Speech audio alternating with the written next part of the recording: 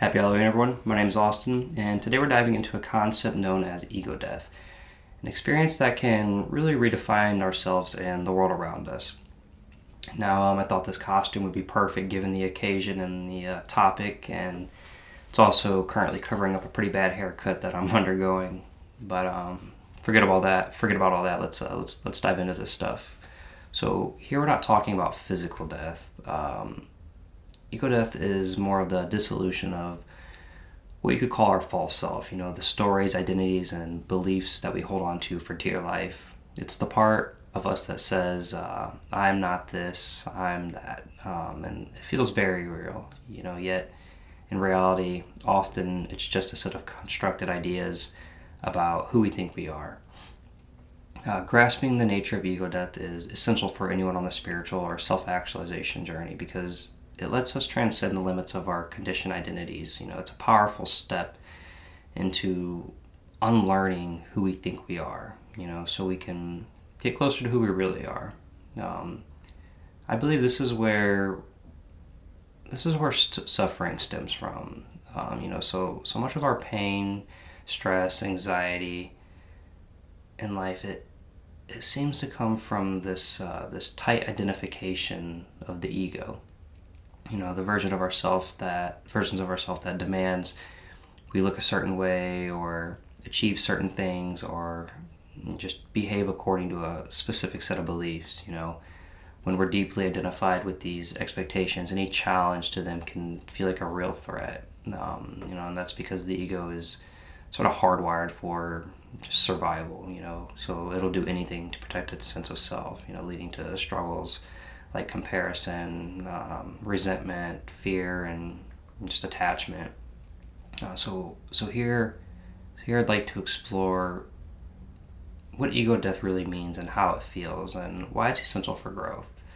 Now, I encourage you to keep an open mind because, as we'll discuss, letting go of the ego it's not about erasing yourself. It's about discovering a more true and less conditional self that isn't ruled by the need to fit into any specific roles or identities. The journey ahead might sound a bit intense, but my hope is that by the end of this video you'll have a clear sense of what's possible beyond the ego. A transformative shift of consciousness that really releases us from the layers of our ingrained patterns and opens us to just a way more peaceful existence, I guess you could say. This lack, or this isn't a quick fix by any means, or like a fleeting state.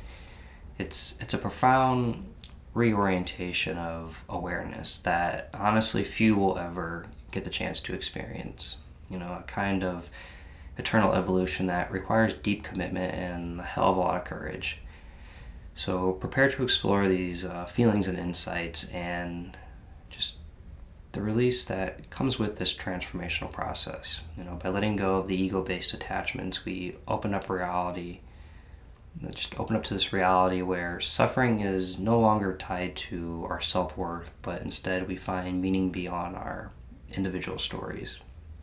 To truly understand ego death, you first must explore the nature of what the ego is. And if you haven't already done that, go ahead and check out my last video titled Unmasking the Ego. It's a short video, but there's a lot of good insights and stuff in there about what's going on with the ego.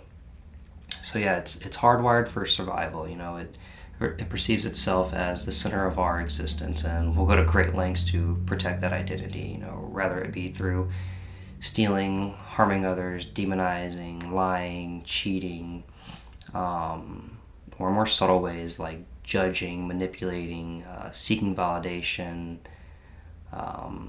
self-justification, or just comparing with others. These survival instincts are deeply rooted in the egosphere of death. Not just physical death, but the death of the identity that it clings to. It views the dissolution of itself as a threat, like a major threat, which is why it's so elusive and tricky and fiercely defends its existence. Think about a time when you felt your identity was threatened. Perhaps it was a job loss or a breakup or just some major change in life. That the fear that arose in those moments reflects on the ego's instinctual drive just to try to survive. Consider how often identity, or consider how we often identify ourselves in like various roles, whether as a successful professional, loving parent, or even just a victim of certain circumstances. Each of these identities can become a part of who we think we are, but not actually are. The ego likes to cling to these identities because it equates them with survival. Letting go of long-held identities can feel like a death sentence to the ego, which is why many struggle to relinquish it and actually never do. For example, a professional who identifies with their job may feel lost without it, or a parent who sees their entire life purpose through their children may really struggle to find their sense of self once their child grow up and just become independent. Really try to sit and reflect on this. Just ask yourself, what identity do you cling to? What roles or labels define who you are in the world? Take a moment to just imagine this, just for a second. Just try to let them go. See what that feels like. What does it feel freeing, or does it bring up like a sense of fear? You can also consider writing down your thoughts or feelings about this identity. I definitely encourage that. We keep going back to it. This exercise can help bring awareness to the roles that may be limiting your true self. For example, we can think of the ego like the symbiote from Venom and Spider-Man. When it latches onto him, it feels like this powerful protective force, but it also clouds his true self, gradually just taking over and distorting who he really is. Just like Venom, or just as Venom alters his thoughts and behavior, the ego subtly wraps itself around our sense of self, controlling how we see the world and ourselves. Ego death is like the shedding of that symbiote. Without its grip, we're able to step back and see what lies beneath. It's not as visible as the comics, obviously, but the effect is pretty damn similar. The ego's influence, even on a much subtler level, can dilute our true self and just keep us from our more authentic way of being. So let's try to unpack what ego death feels like a little more. This isn't just about redefining who you are or letting go of an old habit. It's the deep experience of the self dissolving. It's a powerful, often disorienting feeling, like the loss of a mental anchor or who we think we are. Though it can be unsettling, ego death is like stepping into a doorway into like this deeper, richer reality. It invites us to move beyond the boundaries of the constructed self. The part that clings to our past and future identities, and just to experience life without those mundane limits. As we go deeper, try to keep an open mind to the idea that these feelings of dissolution aren't something to fear, but can actually guide us towards a more profound insight, and even a sense of inner peace, like I said before. That's really what the whole purpose of all this is just trying to find your sense of inner peace. So ego death is a core concept across pretty much all spiritual traditions. For instance, in Buddhism, the monks they talk about reaching a point of where the self is an illusion, and this is known as anatta. This perspective allows them to take a step back in their attachments and experience life with a new sense of clarity and compassion. And then With psychedelics, they too can trigger this experience of ego death. Users often describe it as a dissolution, a temporary loss of personal identity. Um, that creates a sense of unity with everything around you. When you don't have that solid identity that you're clinging to. This state can bring up powerful insights about existence, really helping people to step outside of their usual perspectives.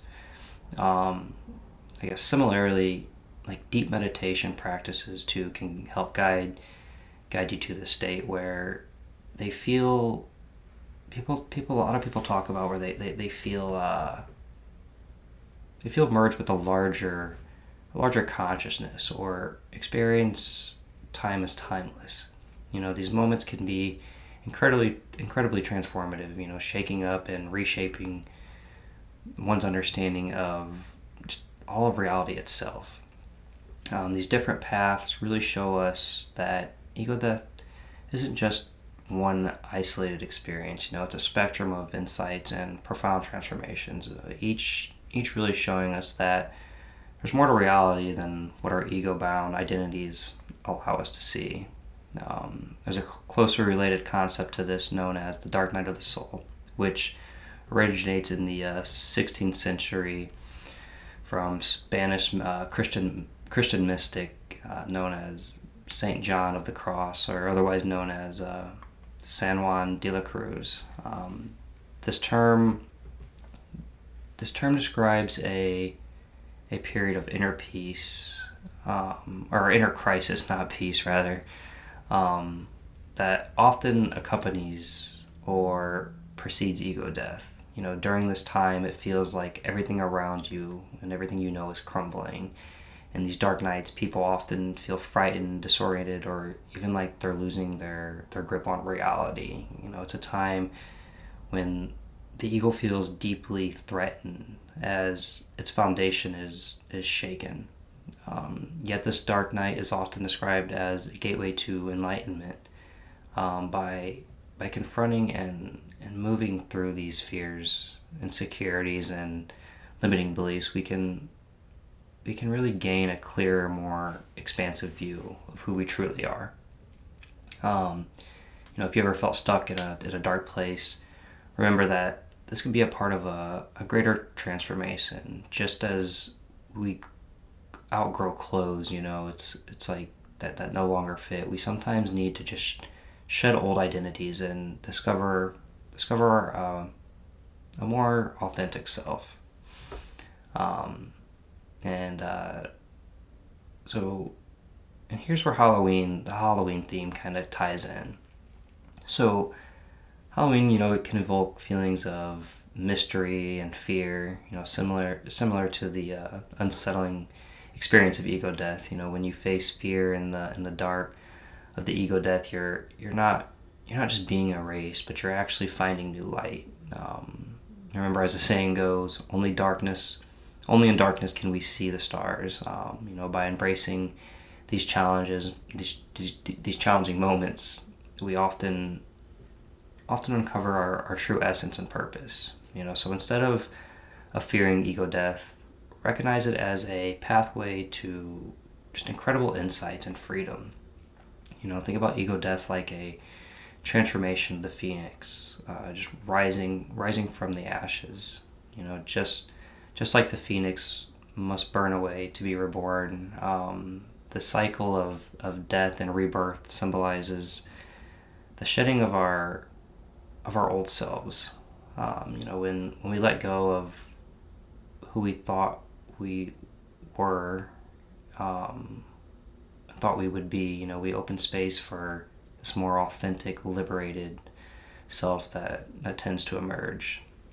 In a similar way, consider the story of Jesus' resurrection. This isn't just about physical rebirth. The story represents a profound transformation of spirit and letting go of earthly identities to awaken to something far deeper.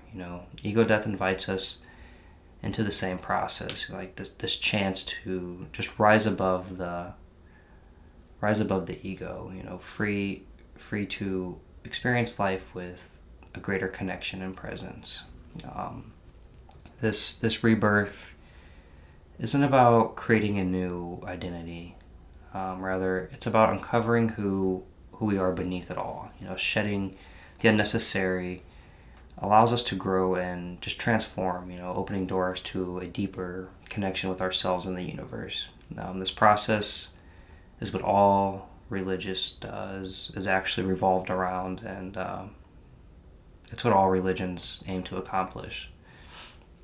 Let's get real about this. Most people never go through ego death. They spend their lives trapped in endless cycles of addiction, self-sabotage, and mindless distractions. It's a huge part of why the world is so messed up. We're surrounded by people who cling desperately to drugs, porn, empty relationships, mindless scrolling, all just avoiding facing themselves. That's all these addictions are, just avoiding going through this process, and every day this avoidance builds up, leading to lives that are empty, shallow, and just deeply unfulfilled. Just seriously look around you, look at the people around you. People are stuck in like pointless jobs, pouring hours into relationships that drag them down, just letting social media take their whole lives away and define their self-worth. And why? Because I don't know, it's just they're terrified of letting go, of stripping away the ego. And it tells them who they think they are. Like, this isn't living. It's barely surviving, honestly. We're talking about a world where people are so desperate for external validation, they'll do anything to avoid being alone with their thoughts. So they can, they chase these highs, chase other people, opinions, and stay asleep and numb in this empty haze. It's pretty gross and it's sad, and I don't blame them. It's addicting shit. Without the ego death, what are you left with? Insecurities that just make you a puppet for other people's judgments. It's, I don't know, reactively, that drives you to anger and defensiveness and these shallow distractions. They tend to they keep you numb. You'll be in a constant state of victimhood, blaming others for your problems, and just running on a like a hamster running on a wheel. Just this wheel of achievement. Thinking the next success will make you happy. Spoiler alert, it won't. And this avoidance isn't just a personal problem. It's a global crisis, and you can see it now more than ever. A world of people living this way leads to a society full of emptiness, where everyone fights for validation and just drowning in their own existence. So, are you willing to keep sleepwalking through your life, repeating the same cycles and insecurities that you always have, or will you actually do the work and face yourself? Because without real transformation, you're part of the problem. The world's full of people in denial of their true potentials. Hiding behind the ego instead of burning through them. And if you don't let go, if you don't go through the pain of the ego death in this process, you'll just keep adding to this collective mess.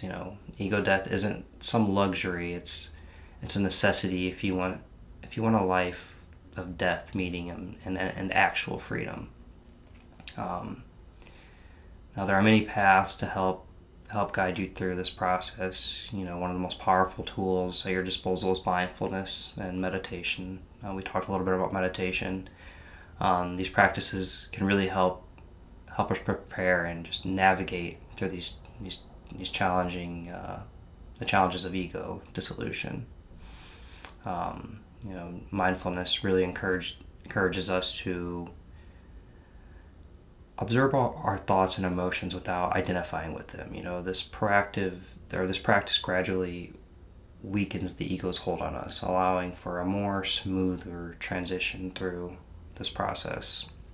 And by incorporating mindfulness into your daily routine, whether it's through meditation, mindful breathing, or simply just paying attention to your thoughts, you can really create this buffer between yourself and the ego. The space that really allows you to recognize that you are not your thoughts. You are just simply the observer of them.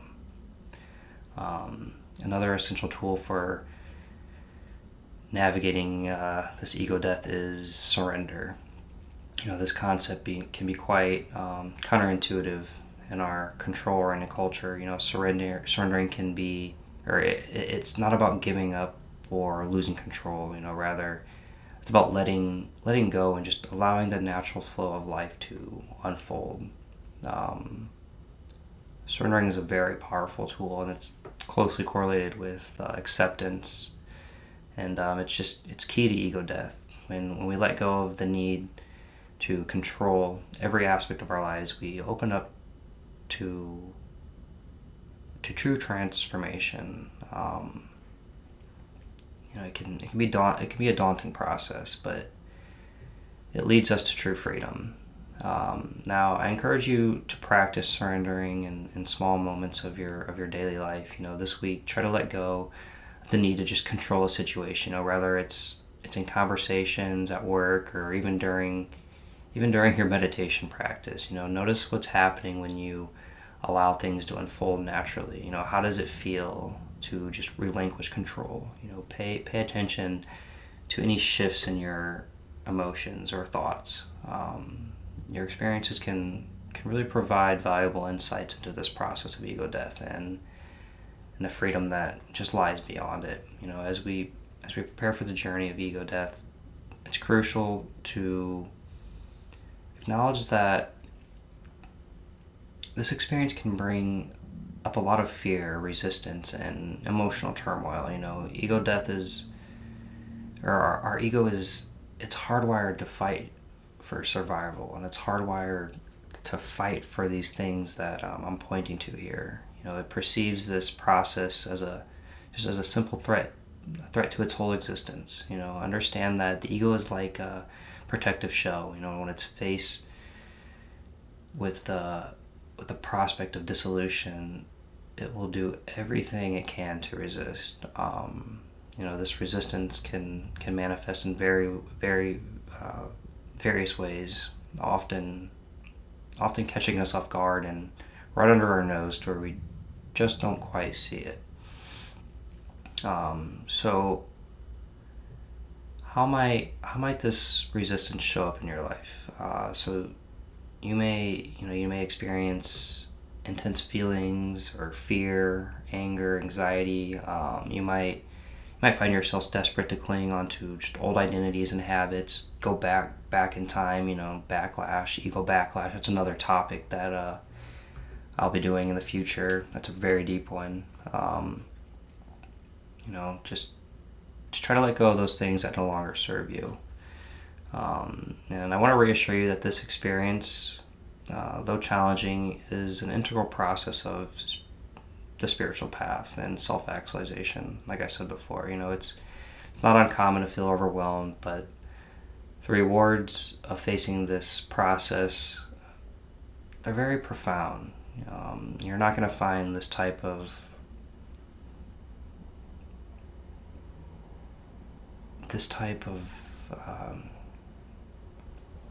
clarity and peace within yourself anywhere else.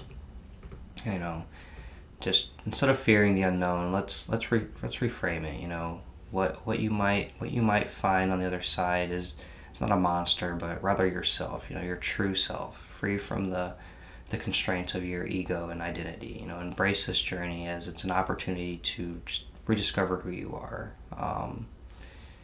Just take a moment to pause, close your eyes and consider the part of yourself that you cling to, the fears, your insecurities, the identities that you wear like an armor. Now picture picture what it would be like if you let even just one of those go. What does that freedom feel like to you? What might open up for you if you weren't held back by those simple limitations. This is critical. Letting go of the ego is not just a concept, it's your lifeline and authenticity and a way of real living. This process demands your attention and commitment and a shit ton of it.